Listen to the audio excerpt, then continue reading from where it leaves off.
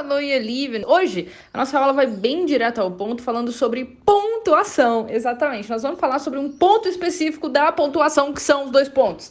Vários pontos aí na minha frase, mas o importante é você entender este ponto aqui que eu vou te falar. Ô, gente, tô cheia de gracinha hoje, né? Que é como usar os 2 pontos em alemão. 2 pontos se diz Doppelpunkt. Punkt é ponto e Doppel é duplo. Então, Doppelpunkt, 2 pontos. E essa é uma dúvida que eu ouço sempre quando estou dando aula de escrita. Por quê? Porque, obviamente, se a gente está falando de pontuação, né, a gente está falando de escrita, quando você vai escrever alguma coisa, porque na hora de falar, você não coloca 2 pontos, você não coloca vírgula, falar é falar, né? Mas na hora de escrever, a gente tem que entender como é que funciona a pontuação. E quando é que a gente usa pontuação em alemão? Vou explicar para vocês tudo, vai ser uma aula bem direta ao ponto, bem simples, tá? A primeira função dos 2 pontos em alemão é estar antes de discurso direto. Mas o que é discurso direto, né? O que é discurso direto? Vou explicar de uma forma bem simples. É quando você fala quem falou, coloca 2 pontos e coloca entre aspas o que foi falado. Então, diga assim, a mulher diz, 2 pontos, o meu marido está morto. Ou, a criança pergunta, 2 pontos, onde estão meus pais? O homem diz, 2 pontos, eu quero ir embora agora, né? Então, é a mesma coisa que tem em português, essa questão de você falar quem diz, 2 pontos, e aí, entre aspas, você coloca a fala da pessoa. Por exemplo, o nosso exemplo, die Frau sagt, die Frau, a mulher, sagt, diz, a mulher diz, aí eu coloco Doppelpunkt, 2 pontos, e aí eu abro aspas e digo Guten Morgen, bom dia, e aí eu fecho aspas. Muito interessante você perceber que em alemão essa questão de abrir e fechar aspas é diferente de em português. As aspas em alemão são abertas embaixo, né? Olha aí, antes do Guten, você vai ver que as aspas são abertas embaixo. Muitas vezes as pessoas me perguntam, mas Lud, pra que isso? Blá, blá, blá, gente, não tem explicação, é uma convenção. Por que as aspas em português abrem em cima? Você já pensou nisso? Não tem lógica, é uma convenção. E a mesma coisa é a convenção do alemão, que as aspas abrem embaixo, tá? Então esse é o primeiro uso dos 2 pontos. Segundo uso, quando a gente tem um ditado, um provérbio, aí eu digo assim, como diz o provérbio, 2 pontos. O provérbio diz, 2 pontos. Aí, depois eu coloco qual é o provérbio, qual é o ditado.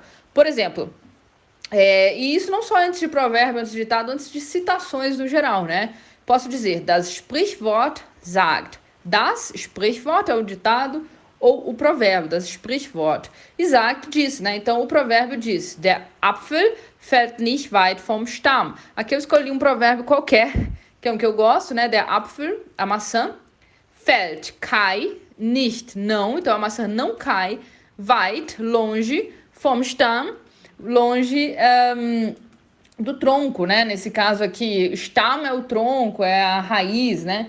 Então, nesse caso, do tronco da árvore. Então, der Apfel fällt nicht weit vom Stamm significa a maçã não cai longe da árvore. Aquela história, né? Dos filhos serem parecidos com os pais em alguma medida.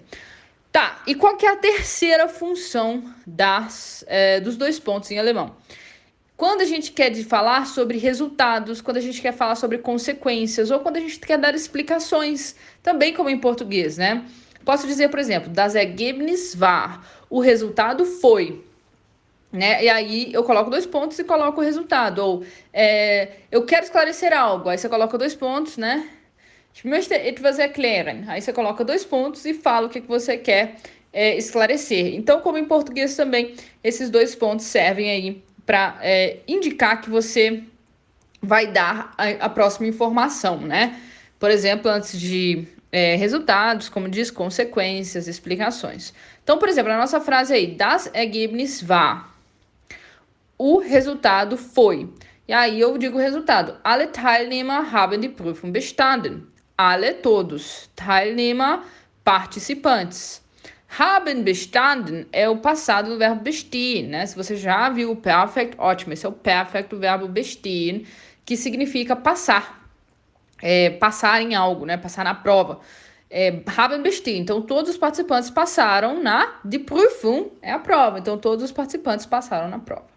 Tá? Então são essas 3 funções, bem parecido com o português, sim, mas tem uma questão muito importante que é diferente do português.